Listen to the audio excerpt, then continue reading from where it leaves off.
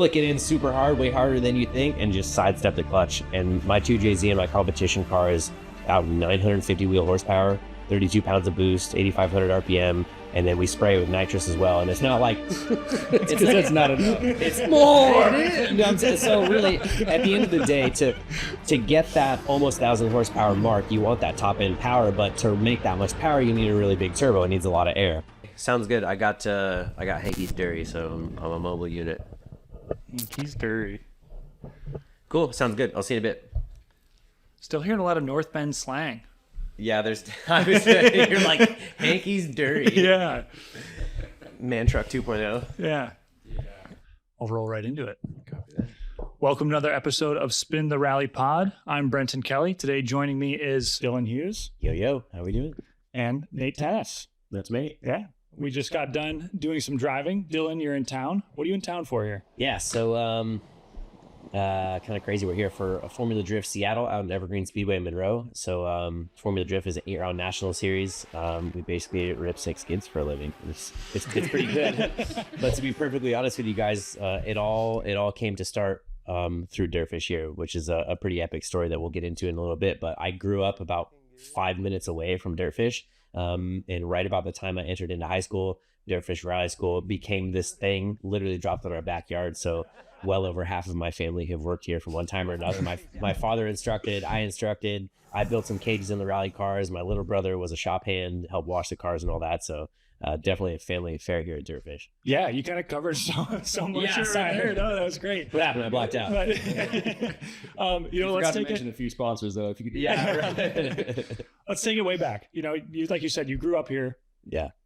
When did you guys move here? When did your family officially move to this area? So probably midway through 1992. So I was born February 92 in Northern California, and then my dad was chasing a career as a fireman. And it was slightly more affordable / lucrative up in the Northwest area. So he gave the deuces to California, and we moved up here. And there was both my parents, my older brother, myself at the time, and then since then they had my younger brother, so there's 5 of us total. And yeah, we've been here ever since. And then they now live in the Reno, Nevada area. They sold their house up here, and then I live in Southern California, and I moved away in 2015 to the East Coast to chase the drifting dream. So I guess maybe it worked, I guess. Yeah, a little bit. Yeah. So, I mean, like you said, you kind of grew up here and the school showed up. Like, what year did the school start, Nate? It was 2010? 2010, yeah. So what was it like from your perspective when you first heard that DirtFish was coming to town? Well, I grew up riding and racing dirt bikes, so a little bit something different. I wasn't like crazy into rally, but anything that has an engine and makes noise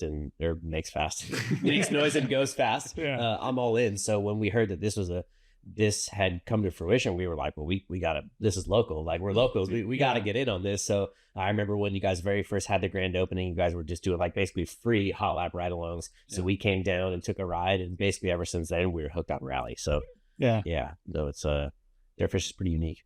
I think I still have a photo of you in that first ride, looking real young. Like you must have been what, 15, 16? Well, if it opened in 2010, so it had to be 9 or 10 when that happened. Actually, I graduated high school in 2010, so I guess my timeline's a little bit off, but okay. Baby face, I guess. So sure, I probably looked like I was 12. I was 17. Yeah, no, you were 17 then? Dang, okay. I'd probably card you. Yeah. Because I remember you used to cruise up here in your 240 before you worked here. Like I remember you rolling up, and Dayton had worked here for like a year and a half or a year before. Yeah, right? Dayton was the first one to work here, my younger brother, and he was basically just washing the cars, and he was like, talking about baby face. I mean, he was actually 15 years old and looked like he was about 11. But yeah, he used to snag some of your guys' old tires, and I'd put them on my piece of crap 240 as like some drift burners. So I was running rally tires on the back of my drift car at the time. But yeah, man, just great memories here. Yeah, you made yourself known doing burnouts at the end of the driveway. Yeah. Well, then we sensed we like, come on, just fine. You want a job or what? I know. I remember I was like, put some rally tires on the back of my 240, and it seemed like a shame to come down here and use the tire machine to change the tires when the tires weren't fully on cords. So I had the bright idea of like finishing off the tires like in the street in front of DirtFish, basically, which, hindsight's 2020, but that probably wasn't a great idea at the time. And I remember one of the students came down and was like, yeah, there's a big plume of tire smoke right in top of the hill. And I'm just like, weird. How'd that happen? I don't know anything about that. And that 240 is like what you built. I mean, it was like the champagne looking one, right? Yeah. The color champagne, I would Yeah. call it. What would you call it? Yeah, so the Hearing aid beige. horrendous color. Yeah, that's hearing aid beige. I like that. Yeah, Band-Aid color, if you will. Yeah, right. Yeah, so I built that into my first competition drift car. So it was I got it as an SR, champagne beige, Band-Aid beige, whatever you want to call it. Flesh, I think, is the color. Flesh colored. Yeah. Yeah. Pretty horrendous. And then blew the motor up in it because I probably didn't check the fluids in it or something. You know, I was a Yeah. dumb kid back in the day. So I ended up putting a V8 in it. And then I moved to the East Coast to pursue drifting. I went over there to work on a pro drift team by the name of Chris Forsberg and MA Motorsports. So at 22, I was like, I'm out. I'm gonna go and try and chase this drifting thing. So I moved to Maryland, brought my 240 with me, and then that's when I started to get like much more involved in the build process. It already had a V8 in it, but then we went 4-speed transmission, which is pretty cookie cutter for drift car, and then quick change differential. Started competing in it, got my pro license. Ran that through the Pro 2 level, and then I got my pro license, and then I stepped up to a E46 chassis that was owned by somebody else in 2019. 2019 was my first year in Pro 1, they call it. And I sold the 240 to a kid. He totaled it at Evergreen Speedway, and then it sat in the field for like 5 years. And then 5 years later, somebody bought it, and then he like resurrected it, and it's actually in pro spec now. No way. Which is pretty Okay. cool, yeah. That's Which super I didn't cool. even know, and then somebody like came up to me and told me. So my original 240 is actually out there running in pro drifting. Oh, wow. right now, which is actually That's super pretty sick. Yeah. So Your dad showed me some photos of it the other day because the hit that it had, like the Oh. door bars were kind of ruined, and then some guy that owned a body shop bought it or something. yes, exactly. So the guy that I sold it to, his name was Brad Davis, and some mishap happened, and he went to initiate into the 5/8 bank at Evergreen Speedway, which is about 80. With that power level car, you could probably be doing 80 miles an hour, and they have monster truck tires that are blocking the end of the start of the wall. So, you know, you don't just take like a concrete K-rail to the door. Yeah. So he bounced off the monster truck tire broadside on the driver's side at, say, 80 miles an hour. And it basically turned the chassis into a banana. And I get a call one day and he's just like, dude, you saved my life. And I was like, what are you talking about? And he's just like, dude, your cage saved my life. And that was my first roll cage I had ever done on my own in the shop at DirtFish. Yeah. And so I was just like, oh, I'm glad that cage held up. Like, I didn't know what I was doing at the time, but apparently it was over the supervision of Derek Nelson. So it was the old shop manager down here at DirtFish. So it was plenty enough to save him. And then he stopped drifting like he did, Yeah. which is Yeah. kind of crazy. You know, speaking of building cages down in the shop, how many cages do you think you've done down there? Shoot, man. Well, we did definitely several school cars, a couple of the BRZs, a couple of the new STIs. We did a couple of customer cars for DirtFish. So there was what was it, ARA cars? Yeah. American. It would have been Rally America back Rally then, but America. now it's ARA. Yeah. So yeah, we a couple of STI cages. We did actually a 240 SX drift car. A guy named Matt Kaufman. We did his. Okay. I mean, I would say at least 10. Okay. So Matt Kaufman's car was done here.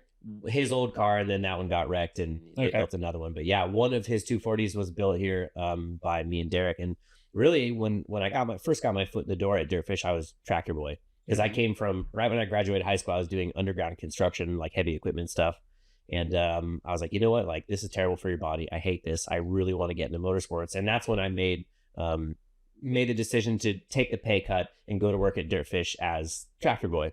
Mm-hmm. So grading the course back together, and then after work, I would just hang out in the shop because I was really interested in learning more about welding. I was already fairly fluent in welding because luckily our high school here had a welding metals manufacturing class, so was fairly fluent in it already. But I didn't really know much about tube bending. We were always into like off-road, solid axle Toyotas and rock crawling stuff, and I was kind of getting tired of going slow. So that's kind of where the transition from like the slow off-road rock crawler stuff came into like race car stuff. Yeah. So yeah, I would hang out after work and help Derek work on cages, and so I was kind of his apprentice, and I would just work after work and learn how to bend tube and how to build race cars. And Derek was a fantastic teacher and probably still one of the best fabricators I've ever met. So haven't seen D-Rock in a little bit, but probably should see him one of these days. Yeah. He's around. I talked He's to him a around. little bit, Yeah. He's Yeah, still driving, right? Yeah, he was still racing. He raced Olympus this year, and then I think he bought a house or something. So yeah, he's around in Seattle still. Good. He's still Good. racing. Good to hear. That car actually won the two-wheel drive championship last year with Leah Block in it. So yeah, I don't know if that's Public, yeah, but that's out there, and I think now, yeah, that's his car Right now. Yeah, which was also built a DirtFish, so Yeah. pretty cool. That's the BRZ, right? Yeah. With the turbo in the front, with the crazy wastegate like thing, dual thingy. Do you guys remember that? Yeah, a double A arm set up, right? I think it was Single a arm? McPherson strut double A arm front, but it was like basically like rear shock towers gone, front shock towers gone, full tube structure front and rear, like sick stuff. Yeah. Derek Nelson stuff, you know. Yeah, proper stuff. Proper.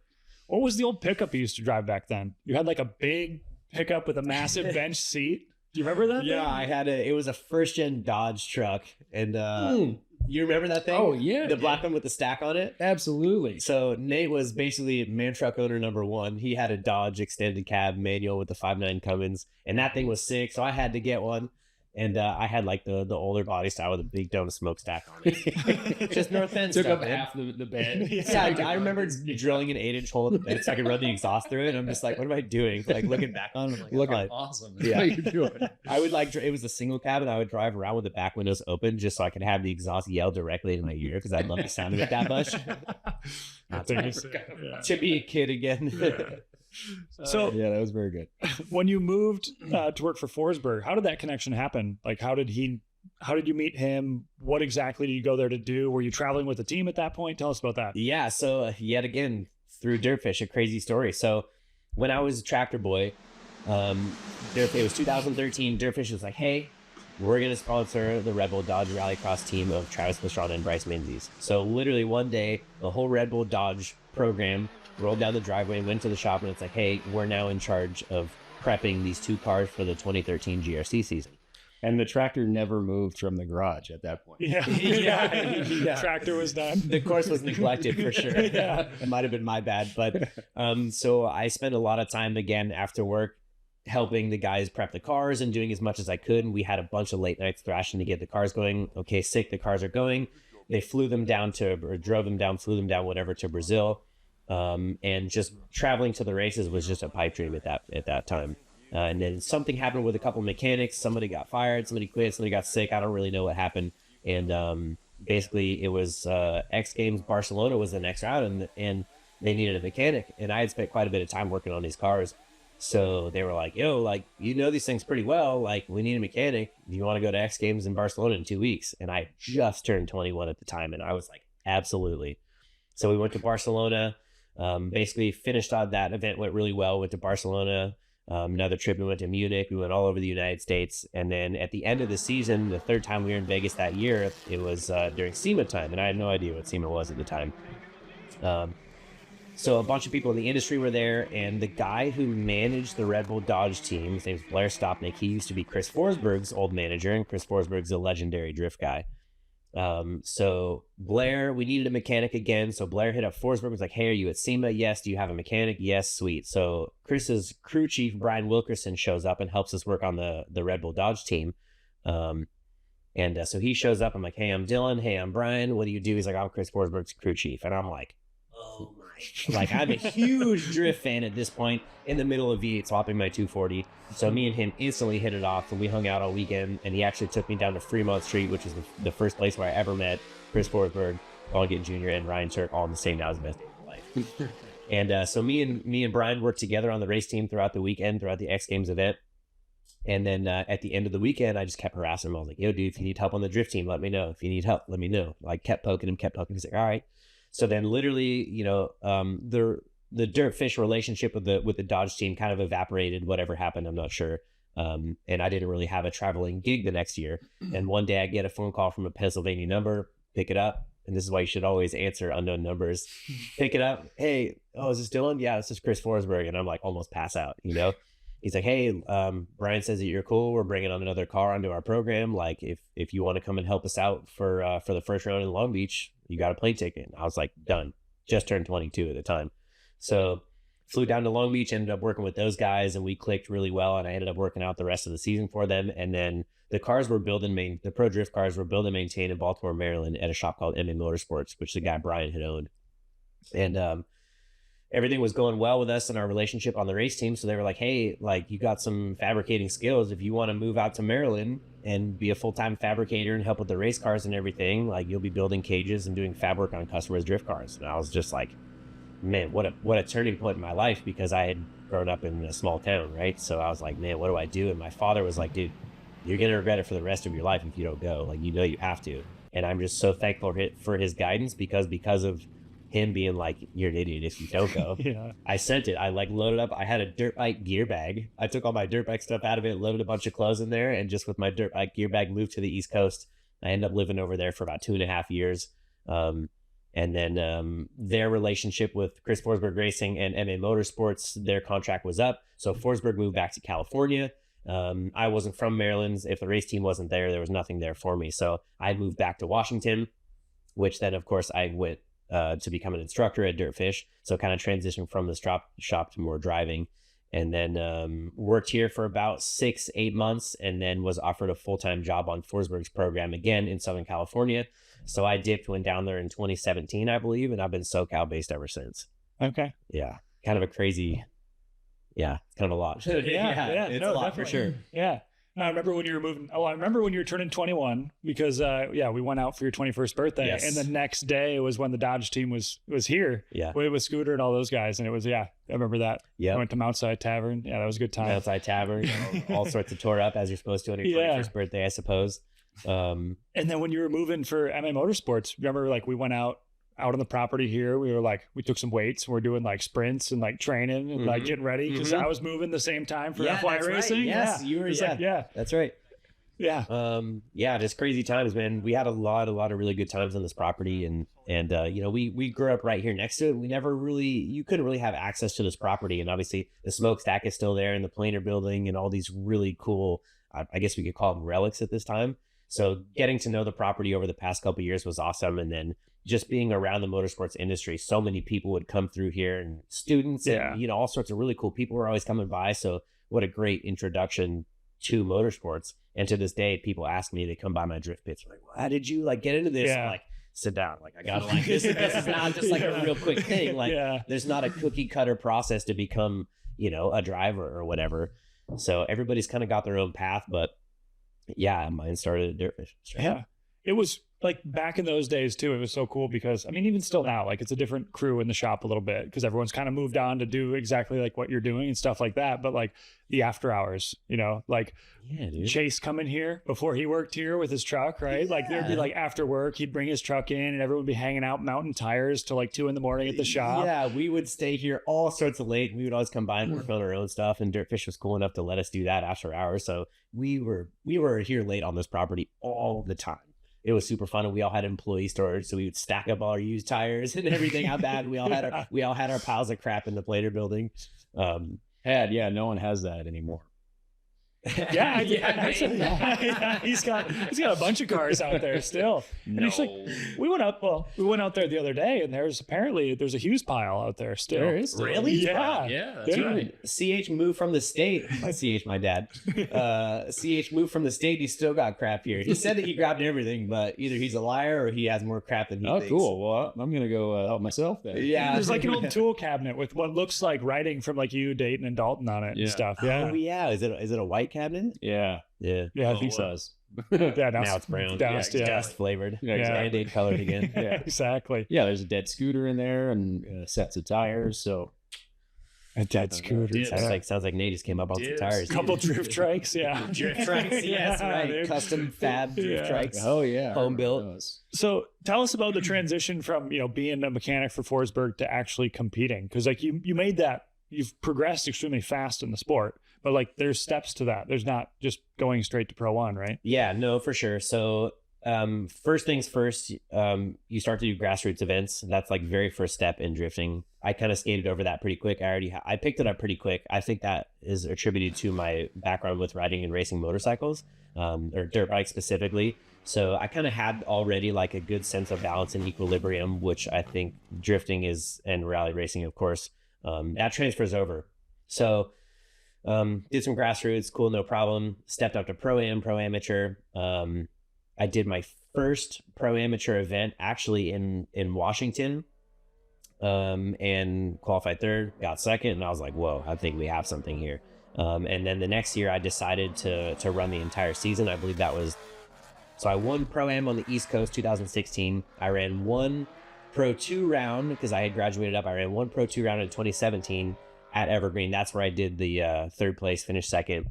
And then 2018, I was like, okay, I'm going to run a full season. It was me and my good buddy, Travis Reeder. We podiumed every round but one. We went back and forth 1 and 2 for the points in the Pro 2, and then we both got a Pro 1 ride in 2019. So he transferred over to the all-electric Camaro, which was the first electric drift car to ever hit the market, and then I went to the Huddy Racing E46, and that's when I transitioned from the Nissan S chassis over to the BMW E46 chassis, and like fully fell in love with the chassis. Spent a lot of time. I was part of the deal. I could drive the car, but I had to help put it together for the 2019 season. Sweet, I'm happy to do it. So that season was kind of a show. I don't know if we're allowed to say that, but we learned a lot for sure, and I think it was a great step into pro. But the owner of the team was weird. Yeah, a bunch of weird stuff happened. So I ended up knowing that I needed to build my own car for the 2020 season. And so that's where I got my current competition car, as I call it, the Mom Mobile. My buddy Aaron had it sitting in his driveway. His mom had bought it brand new in 2005, okay. Put 230,000 miles on it, but it was mom driven. Chassis was immaculate, perfectly clean. So they were basically like, well, we'll sell it to you we'll sell it to you for $1,000 if you promise to turn it into a pro drift car. And I was like, done. So I showed up with $1,000 cash, and I brought a battery, drove it an hour back to my shop in Southern California, ripped it to pieces, sold everything I could off of it, and then started the tedious process of building my current competition car. In an R sanctioning body, any chassis, any engine, any transmission, any differential, as long as it's rear wheel drive. So BMW chassis, Toyota 2JZ engine, NASCAR 4-speed dog box transmission, and a circle track independent rear suspension. It's a Whittier's quick change performance differential, so 10-inch ring gear, and then it's got the plate on the back of it so that you could swap the final drive gear ratios out. And that's like very, very important for drift car, because wheel speed is everything. So you definitely have to kind of have those pieces. About $100,000 in parts and about 8 months to put it together, with the help of Chris Forsberg and my father and myself. Just thrashed on it, got it done. And then through COVID, that season was a condensed season. We only did 4 rounds, and then we debuted that car in 2020 during the COVID rounds. And that's still my current competition car for this year. Okay. But it's definitely been through plenty of different renditions over the years, but still the same chassis, 2JZ, NASCAR 4-speed, and the Whittier's quick change. Are you like gonna stick with that chassis for a while? I think so, just because now I have so many spares. Well, I have 3 E46s now. Yeah. So I have current competition car that I was telling you about. I have an E36 that when I moved to California, I drove it down there, and then same thing over COVID. I built a turbo kit for it, turbo the stock engine. It's been through many renditions. Now it's basically like the little brother of the FD car. So dog box quick change. It's like a 500 wheel horsepower turbo M50 BMW engine in it.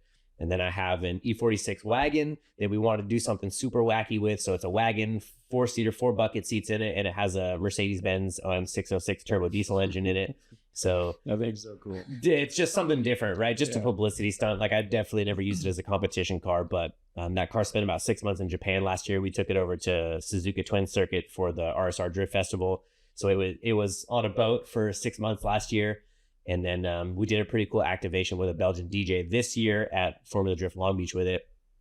So Charlotte DeWitt hit us up and was like, hey, do you want to like wrap a car for the event? So we ended up wrapping the diesel car and ran it at Media Day at Long Beach, just take people for rides and have some fun. So a lot of moving pieces. But to answer your question, I think sticking with that chassis, since I have so many parts and pieces for them, and the suspension geometry is so simple. It's a McPherson front strut, 1-piece lower control arm.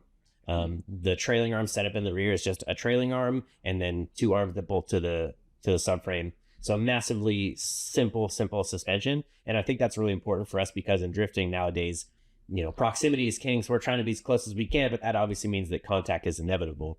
So having a car that is just super, super easy to fix is like really, really important. And the newer BMW chassis have changed over to this multi-link suspension geometry in the rear, which sure, it might make a little bit more grip, but at the end of the day, if you get bumped into or you bump into somebody, you have to fix your car in a 5-minute call. I know that I could fix the E46 or E36 chassis much quicker than the multi-link setup. So I'm very happy with it. I don't plan on switching from it anytime soon. I have a 1 Series that's a multi-link rear car, and it drives great, but I haven't fully built it into a competition car. I just love the E36, E46 chassis. Mm-hmm. What was the inspiration for the 4-seater? I mean, obviously like giving rides and stuff, but like where'd that come from? Yeah, so this is kind of the time where we started to pitch this idea to our title sponsor, Royal Purple. We started to pitch it to them right around the time that these events called Grid Life were becoming more and more popular. And Grid Life is basically events where you take like massive artists and bring them out as like musical artists, and then you have like all the time attack guys, and then you have like the autocross guys and all the drift guys. We all come together at this one massive event, and you basically, for us drifters, we just go out and have fun and give people rides. So the cool thing was to like have a 4-seater, take as many people for rides as you could. So we were like, oh, this Grid Life thing is happening. Chris Forsberg had a 4-seater ride-along car. So I was like, let's do a ride-along car, but do a diesel engine, because Royal Purple was coming out with a new line of diesel oil. So they wanted to prove how good it was, and no better car to do than a drift car, because we run our stuff pretty hard.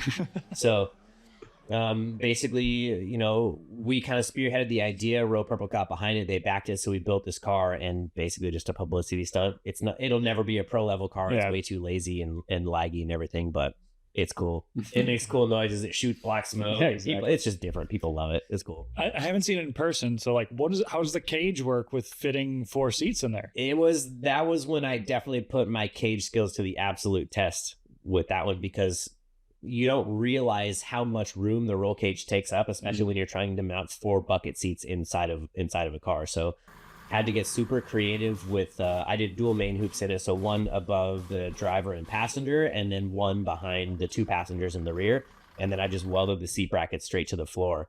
And definitely the people who sit in the rear are definitely sitting up a little bit higher, but there's still plenty of headroom.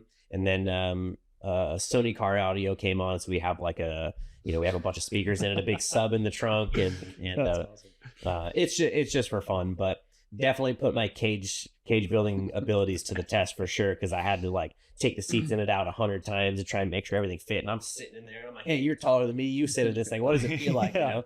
So just kind of took my time with it, built the cage, and it's not quite to the FD specification. It's still missing a couple tubes and everything, but again, it'll never be a comp car.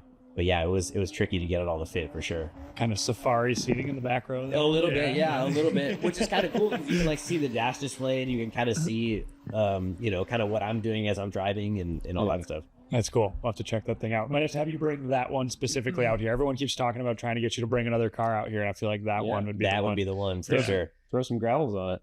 See what she can do. Get some rock rash. Yeah, I don't know. Would the brakes clear? No. A 15? Okay, no. Probably not. Yeah. No. Screw it. We'll go out there with 18s. We'll just curb rash those wheels to death. Oh, that's right. And so you talked about doing some stuff in Japan. I mean, do you follow the WRC at all much anymore? I mean, you're probably pretty busy with Formula D.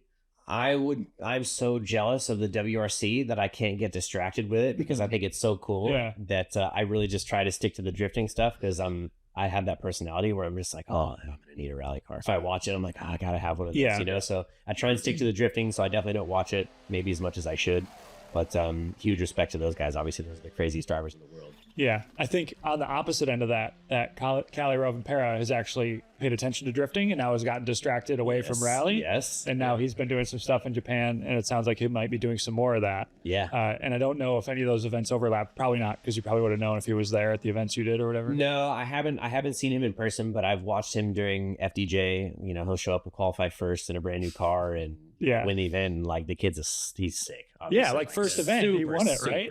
Yeah. Like, obviously has insane talent behind the wheel, and that just goes to show you how crazy the rally drivers are. Drifting it's so fast that your lap is only 30-45 seconds at a time, so it's just like and then it's over. Which, like, with him, he's used to sitting in a car and smashing through the woods for an hour at a time, transit an hour at a time, whatever. So he definitely has really good seat time, and obviously the dude is sick. You saw that a little bit in the beginning too, with like Tanner Faust. Who else was a crossover? There's a few other crossovers in the beginning. Reese Millen. Reese Millen. Reese. I think Forsberg was kind of the first champion that was like drift specific. Everybody else kind of came through from something else. Odie. came from Rally. Odie came from Rally. Yeah. I bought my first rally car from Odie. No way. I still have it. Yeah, the Eagle Talon I bought from Odie in like 2008, 2009. Dude, did you see him at the track this weekend? Yeah, I saw him. I didn't get a chance to catch up with him, but yeah, man, no. that'd have been awesome. Yeah, I've still got his old rally car. I mean, I got it. It had fuel suspension all over it and stuff. It's got like proper whatever custom fuel struts on it made for rally. So I don't know if he does anything with that anymore, but yeah, I don't think he does. I don't think he does anything rally anymore. But obviously, he's one of the major contenders in Formula Drift. Even still, I mean, he has I think he runs 2 cars in pro right now, and they're like he's like 2nd or 3rd in points, and his other car is like 5th or 6th or something. So like they're a force to be reckoned with for sure. So again, the transition over from rallying to drifting is like, man. It's kind of a no-brainer. I was just It's finding out, right? right? It's like, now that I'm saying it out loud, I'm like, dang, like maybe I should get distracted, do some rally. Well, it's what we all want to do. Like we all want to show off and do slides that don't have to,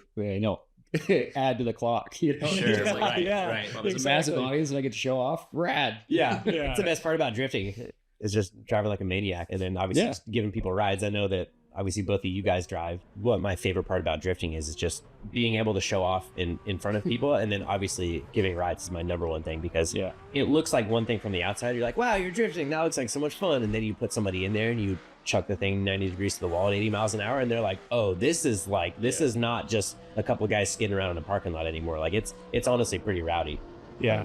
Would love to get both of you guys in one of my drift cars. I think my practice car 36 would be like real fun for you guys. I'm going to check that out. You got me a ride with Denofa at Long Beach in 2016, 17, something. Right. Yeah, remember that? Right. Yeah. I showed crazy. up, and I brought my other friend Dylan with me. He rode a Turek. Yes. And I was like, I'll check this thing out. I can probably do this. And I got in that first turn, like straight into the wall. I was like, okay, I'm going to need a build up if I'm going to try this. It's not like you don't just send it in the first turn of Long Beach, your first go. So yeah, I mean, if you guys end up in Southern California, or maybe I don't know if I drag one of my cars up here, or we meet halfway in Sonoma or whatever, but you guys would jump in it, and it would be really cool to like, just like what happened to me today. I was having to break all sorts of bad habits, transferring over from drifting to rally. It'd be awesome to watch you guys like let go of the wheel. It would be crazy to watch me tennis let go of the wheel in a car would be nuts. He just doesn't do it. He's just going the whole way. When I spill my cheeseburger on the ground, I let go of the wheel all the time. So that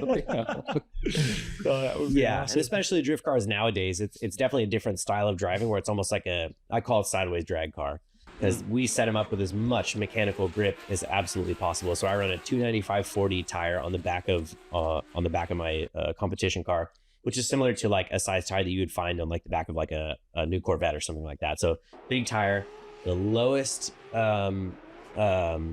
the stickiest tire essentially you could possibly get, and we run them at single digit pressure usually during competition. So usually you flick it in super hard, way harder than you think, and just sidestep the clutch. And my 2JZ in my competition car is about 950 wheel horsepower, 32 pounds of boost, 8,500 RPM, and then we spray it with nitrous as well. And it's not like it's not enough. It's more. You know what I'm saying? So really, at the end of the day, to get that almost 1,000 horsepower mark, you want that top end power. But to make that much power, you need a really big turbo. It needs a lot of air. So the downside to that is that now it becomes laggy. So obviously, going back to the Group B days, we all know the anti-lag.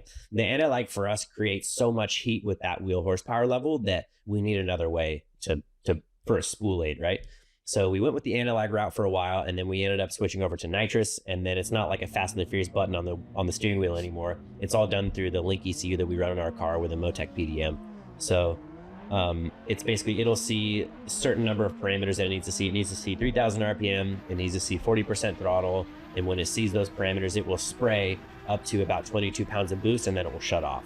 So it basically is just to light the turbo. So right at 3,000, it hits the turbo lights, and then from there, you're pretty much just playing with the turbo. And then if I pull fully out of the throttle and boost pressure backs off, when I lean back in it will spray again. But it usually only sprays for, depending on the grip level, depending on the track, it usually only sprays for about 3/4 of a second just to get the turbo lit. Okay. And what does the full bottle last? So I run the 15-pound bottles, and it'll do about 1.5 pounds of nitrous per lap. Okay. So it'll basically, one of our bottles will last almost all day, but we have a certain level of protection where we don't, we give ourselves some buffer. I'm not going to burn the nitrous bottle all the way empty. When it still has like 6 or 8 pounds left in it, we yank it, and I have like 6 bottles, so we just put it. Yeah. So I don't want to get it, because at that point, nitrous is kind of weird where you heat the bottle up to get your pressure up. And then the more empty that the bottle is, the more heat you have to put in it to get the pressure back up. Okay, so it's kind of a weird thing, but man, the squeeze, we call it the squeeze. Nitrous is the jam, dude. It is like, once you get used to it, man, like I don't even drive my competition car without it, because it really hits boost without it pretty hard at like 45, 48, 100 RPM, something like that, which is pretty high. It's kind of laggy. But with the nitrous, it just hammers it at 3,000. And it's good for about 350 pounds of torque at 4,500 with the spray. So it is unbelievably noticeable. It's like, it'll like, it's very, it's good. You guys got to experience that. Yeah, absolutely. Is there a reason to stick with a smaller displacement and not go for, bigger split? Like everyone's going LS, bro. Yeah. And I've been down that path, and that's what is the beauty of drifting, is any engine, any chassis, right? So you can be the force inducted LS guy, you can be the nitrous LS guy, you can be a big block guy, or and it comes down to, what do you like the sound of? Okay. To me, the 2JZ engine really just reminds me of like a 2-stroke dirt bike, which is what I kind of grew up on. So it kind of is like, and then it like hits real hard. We've all ridden a 2-stroke bike before, so it kind of has that power. And then like when it's sitting in the pits, you start it up, it's just dead silent. Perfectly smooth inline 6-cylinder idle, just nice and quiet, which the LSs are super choppy and loud. It's just I have no beef against LS motors whatsoever. I think that something about the simplicity of the inline 6, they're so easy to work on. Yeah. You just got the turbo on this side, the intake manifold on that side. I mean, I can build one with my eyes closed nowadays. I have a machine shop locally in SoCal that does the machine work. They'll give me a short block, they give me a head. I put them together, the oil pan, oil system goes on, and I hang my manifolds and I choose all the parts for it. But they're pretty freaking cheap. They make a lot of power. They sound good. Yeah. Easy to work on. Yeah. That's kind of it. Yeah, that was one thing I noticed when you had your hood popped, was like there's so much more open room in there compared to like when it's the LSs. Dudes are always packed in. LS dudes are always talking about, burnt a coil pad, or burnt a spark plug wire, and then the headers come out in between the spark plugs. So there's like the inferno between every one of the runners where the spark plug and the plug wire lives. Like, do you hear about dudes all the time snapping supercharger belts, and a plug wire will pop off, or a plug wire will go bad or something? There's positives, but they make great torque. There's positives and negatives to all of it. But I just fell in love with the JZ engine. I've been sticking down that path, and now I have several of them. So I'm kind of far down the path. We'll just stick with it. Yes. Very cool. I think it's really cool to listen to too. And I guess it's coming from the rally background and small weird foreign car stuff. Like when you saw me with Man Truck, that was a weird part of my life. The first American rig you had, inline 6 turbo. Well, yeah. Hey, let's throw that in something. Right, the motor just coming 2 feet out the hood. Like that motor's like this tall. Literally double the height of the 2J. I always thought force induction was so cool, and that was the basis for rallying for since the 80s basically. So I always had I've been drawn to that. So I would always go for the smaller displacement and like trying to make that work, and to see what kind of numbers someone could come up with for a smaller engine.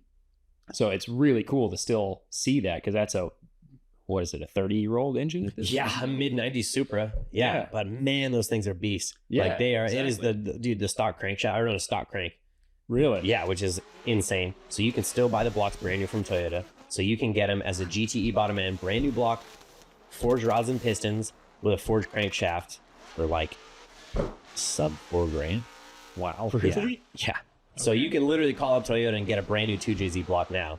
And then usually I'll sell the factory rods and pistons, which there's GTE 2JZs and there's GE 2JZs. So the GE ones are identical crankshaft, just worse rods and pistons. It came as an NA engine in like an SC300 or a GS300 or something like that.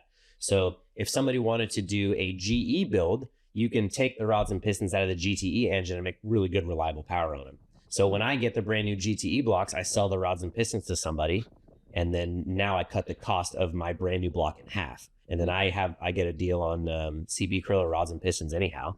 So I just drive down the street and I go get rods and pistons and drop it off in the machine shop, and it's hilarious. Like they're actually kind of cheap, but doing it the first time is definitely the hardest, because you have a lot of money invested in turbocharger, manifold, R35 coil pack kit, and all these different things. Like, yes, it's a lot to begin with, but if I were to go and rebuild it, it's like not that much in the grand scheme of race engines. It's not uncommon to hear dudes talk about $40,000 LS motors.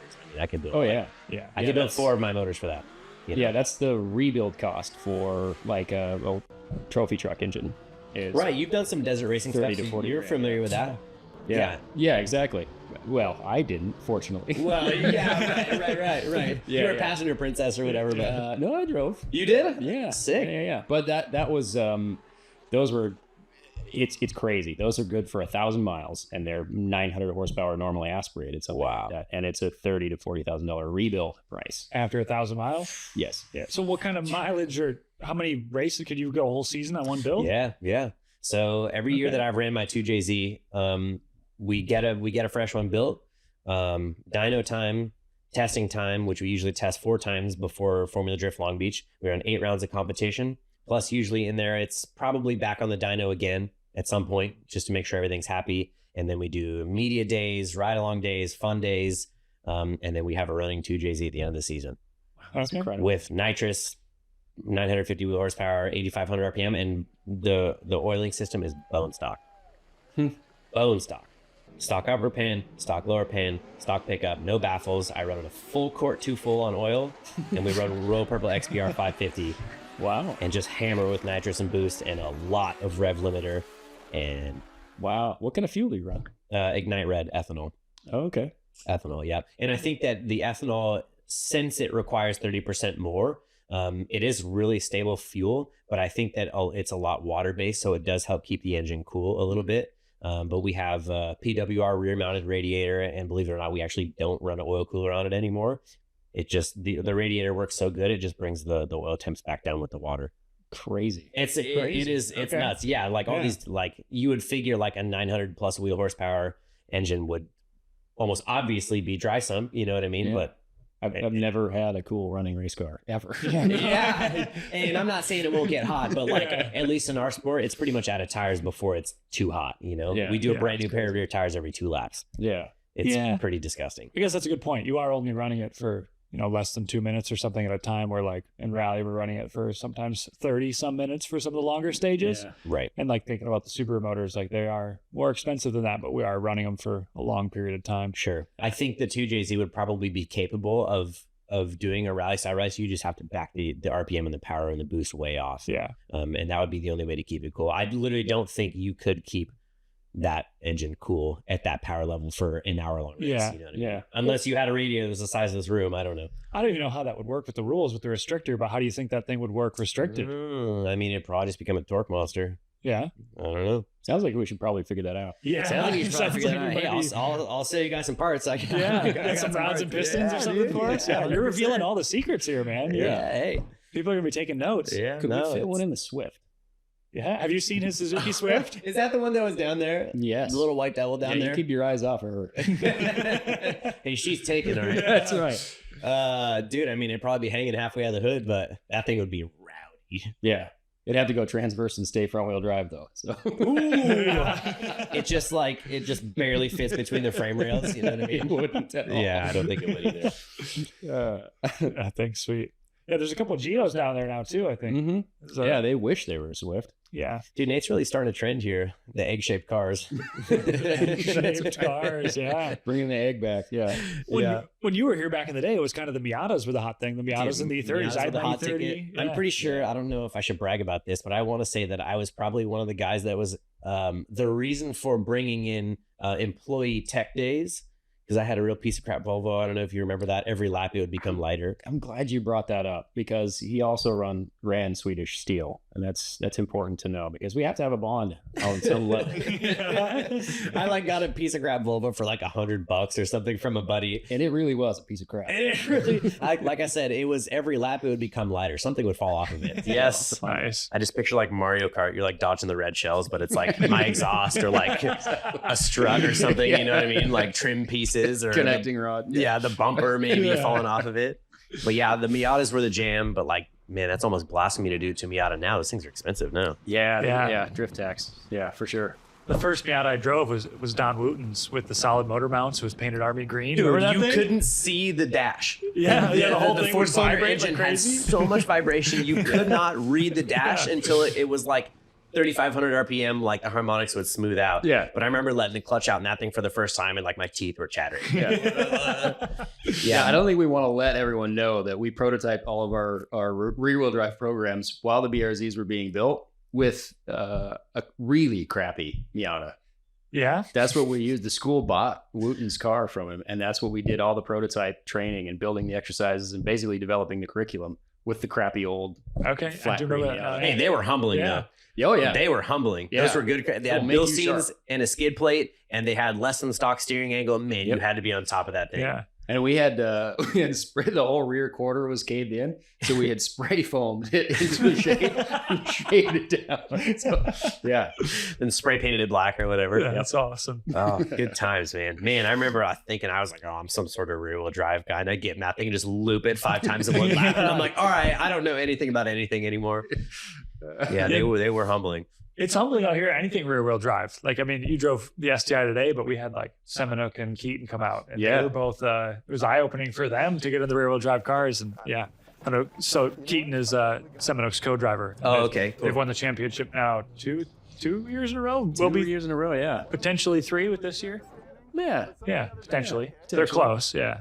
So. Seminuk's a beast. Whatever that dude does, he's in. Yeah, you pay attention to his biking stuff a little He's bit too. gnarly. Yeah. Super gnarly. Yeah. Very talented human being. Yes, Pretty cool. Indeed, Yeah. It's really fun to see that transition also. I think, like you said earlier about the dirt bike stuff, that ability to have weight transfer and physically understand what you're doing with your body, understanding how to read terrain, all of that. And I think that's super transferable over into the rally world, and even the anything sliding and dynamic, I think. Really. Yeah, for sure. And correct me if I'm wrong, but he didn't have any sort of rally driving experience, right? Until he was already well established into the mountain biking scene, right? Yeah, and he did that's a bunch of stuff on his own, but you're right. Yeah. Right. And then just jumps into like a Vermont sports car, like a proper car, and like, look at him now, he's a champion. Yeah. It's like, whoa, there's some sort of correlation there. That's not just by chance. Like, I think, because he does all flips and spins and all sorts of crazy stuff. So that dude's got he's like a cat. He like always lands on his feet. You know? Yeah, for sure. No, he like watching. I've been to a bunch of the tests this year. I rode with him in the brand new car last year. Way. Ojibwe. Yeah, we're coming up on a year on it now. It was awesome. It was pretty sweet. Wow. Yeah, I am jumps in jealous of thing. that. Yeah, that was sick. Wow. But like hearing him. I got to ride with Dylan. But yeah, I did too. Yeah, it was great. No. But like him talking about suspension setup and stuff, like fully transfers over to bikes. Like talking about the bump stops and like exactly what he's feeling when he's leaning on it. It transfers over way more than I ever would have expected. And he does bike suspension development as well. So it all transfers over. Shock nerd. Yeah. And I've always said, like, when we see him on the stages, the downhill stages, sometimes he's always standing out as fast in America, but like the downhill stages stand out a little bit more because he's used to finding that grip and leaning on the banks and finding the right line a little bit more because of the downhill biking stuff, right? Interesting. Yeah, so I've always said that. I don't know, say it's true, but I think it's true. Yeah, that dude's a beast. Yeah. He actually, the last time I did a podcast in this room, it was him and Keaton. Really? Yeah, right over there. Right on. Yeah, a little bit newer now. We got the sticker up. It's developing in here. We're proud of some the serious development. Yeah. Let's all look at the sticker. I put that up this morning. Did you really? Oh, you're burning yourself, dude. It's level. Yeah. Yeah, it looks good. Yeah, I know. I put the banner up too. I've done all these developments in here, except for that, which hopefully they can't see on camera, the roof. Yeah, we'll avoid that part. Last bit today, you got to drive. You've been out of a rally car for a while. Tell us about your experience getting back to a rally car, because it seemed like it was all new to you for a minute. Dude, for the first couple of laps there, like the word humbling comes to mind for sure. You know, and I got all these bad habits as far as rally is concerned. You know, not letting go of the wheel. Like that's a weird thing for me, especially luckily we were able to do an all-wheel drive car today, which I prefer to do on gravel. The STI is a great chassis. And really, when you come in, especially in a trail braking scenario, when the car starts to rotate under that braking, I naturally want to go for that angle to keep myself from spinning, rear drive stuff, right? But in an STI, we know that we can keep those wheels slightly turned in, and then once you see your exit, you can use that throttle to essentially stop your rotation. That was a trip to like reacquaint my brain with that, because I'm like turning out to countersteer, and I have to like force myself not to do it. So it felt a little bit unnatural for the first couple of laps. Left foot braking is definitely something that we do in drifting a lot, so that was pretty natural. But as soon as Brenten started having me actually do right foot braking coming into some of the third gear corners, downshifting to second, really once we started doing the right foot braking and downshifting earlier, getting back on the throttle earlier to aid with stopping that rotation, that was definitely one of the biggest things. Once we started doing that, it started to click. Nate was helping me out with the handbrake a little bit. I was kind of flailing in there. Personal space. Yes, right. They had so we have like the acute term where you get like big Scandinavian flick and flick it real hard. And then once those ruts on the outside start to develop, it kind of stops your rotation a little bit. And I kind of wasn't expecting that. So as I go to hit my downshift, I go to reach for the handbrake and almost punch Nate in the chest and miss the handbrake. And luckily he was there. He had it for me and we kept going. But yeah, man, it's just really trying to develop a mental switch, because it's, yes, you're driving. Yes, there's four wheels. Yes, you're in a car. It's got a turbo motor. All these things are similar, but it is a completely different style. So it was humbling to come back and try and reacquaint myself into that and kind of kick some of those drifting habits. And just like I said, develop that mental switch to be like, no, we're not outer zone trying to touch walls. Like we're looking for, like, eyes up was one of the biggest things too.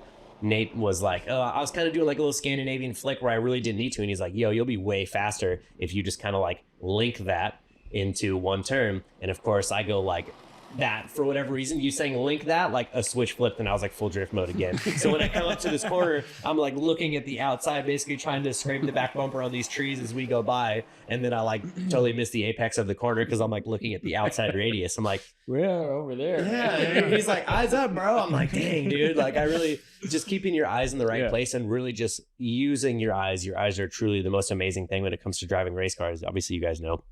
Where you look is where you're going to go. So looking at the outside radius, trying to scrape your back bumper on the trees, sure, that works for drifting, but not for this stuff. So reteaching the eyes and kicking those habits of, you know, not letting go of the wheel is always weird to me, you know, because I literally am just like this half of the time in my drift car.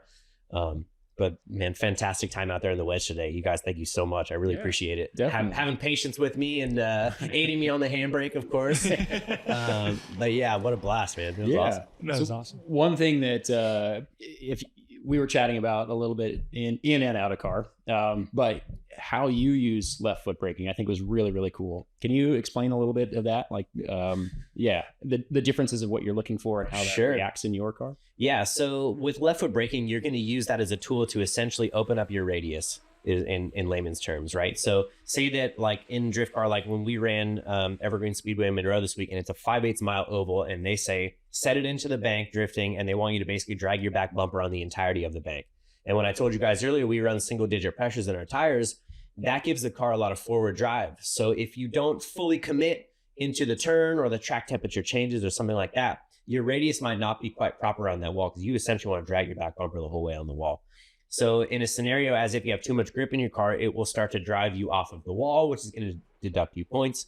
So I use that left foot brake to almost rotate the angle a little bit, and as the angle goes into the car, it loses its forward drive. So it's a way to open up the radius. So I use it to push myself up against the wall, and kind of use it as a tool like that, and especially in a tandem scenario, which at the end of the day is how you win a drift event. If you're running up on somebody and you feel like you're going to hit him, you can either use the handbrake and fully stop the back wheels, or you can use the left foot brake. So two definitely different techniques, but the left foot brake is essentially a way to maintain angle while maintaining speed, not accelerating, but maintaining speed. Just a totally different way of using it. And what really blew my mind in the rally car was how you can load the chassis and get it to snap on transitions simply with that brake pedal was just fascinating to me today, because I like forgot that entirely. Like I came in, I was, I'm going to do a little Scandinavian flick. I'm sick. Came in and just kind of like held it and then held it across the transition. It was kind of lazy. And then I sort of remembered, I was like, man, I should have let off of that brake pedal right in the center. So you kind of load the weight up this way on the brake, and then I pulled off of the brake pedal right on the transition, and the car went whoop, and I was like, whoa, there it is. And then of course, when both of you guys did it on your demo laps, when you guys gave me a ride, that brake pedal is an unbelievable pedal in a car. Like the power that you have with that, matched with the throttle, of course. And we do a lot of pedal sharing and drifting, you know, you're kind of working both of them. And then just naturally, when we went around bunker turn coming back, I noticed that our radius was tightening up a little bit too much.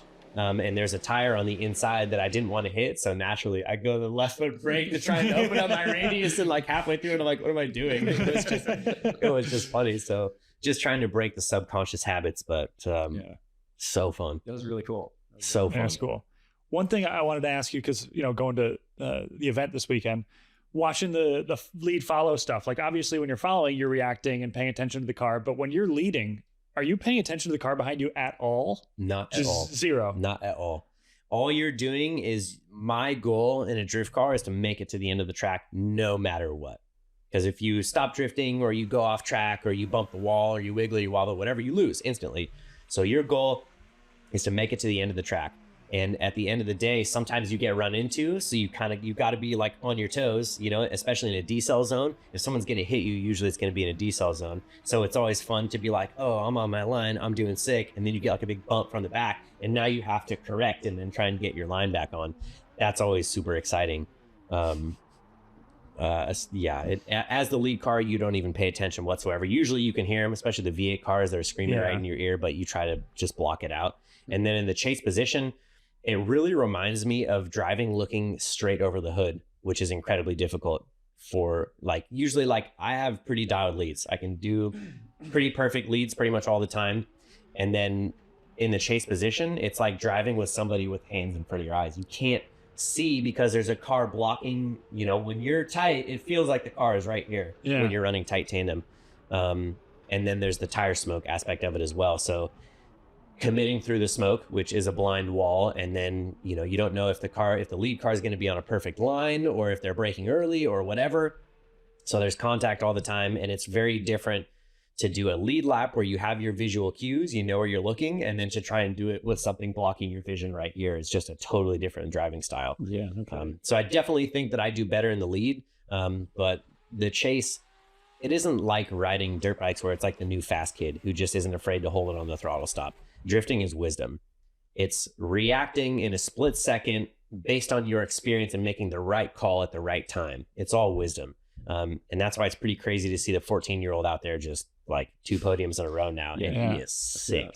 Japanese kid. He is sick. But drifting is wisdom. And then the simulators nowadays is definitely a big leg up. You can practice it. Not a huge simulator fan myself, but I know a lot of guys are, and it helps them a lot.